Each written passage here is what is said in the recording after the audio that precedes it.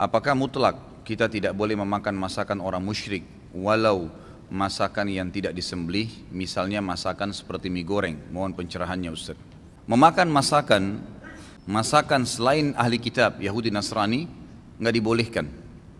Ini yang saya ketahui sesuai dengan jabaran ulama dari surah Al-Maidah ayat 5. Tapi kalau Anda mendapatkan pendapat dari para dai atau ustadz-ustadz kita yang lain mungkin jauh lebih tahu daripada saya, mengatakan itu boleh saja, Anda menemukan dalil yang lebih kuat silahkan. Kalau saya beranjak daripada surah Al-Maidah ayat 5, Allah subhanahu wa ta'ala hanya membolehkan makanan ahli kitab yang dimakan oleh kaum muslimin, dan tidak pernah ada ayat yang membolehkan memakan masakan orang musyrik, baik itu makanan sembelihan atau makanan yang lainnya, karena dikhawatirkan jangan sampai ada campuran-campuran yang haram, seperti misalnya beberapa ulama tabi'in, ya, Urwah bin Zubair, kemudian ada yang lainnya di antara tabi'in menukil atau dinukil tentang mereka tidak pernah memakan mentega yang dijual oleh orang-orang asli Persia yang belum masuk Islam, karena dikhawatirkan jangan sampai mereka mencampur dengan lemak hewan-hewan yang tidak dibolehkan dalam Islam, dan tidak diketahui masalah itu.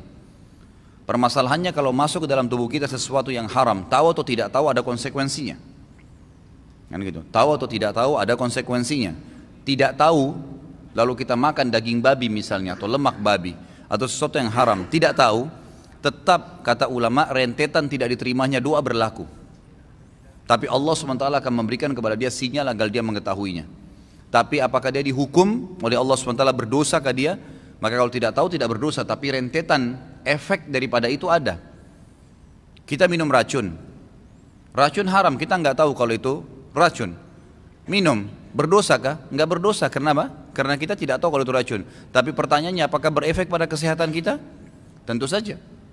Begitulah sesuatu yang haram, karena Allah haramkan karena berefek pada tubuh manusia, maka nggak boleh sama sekali.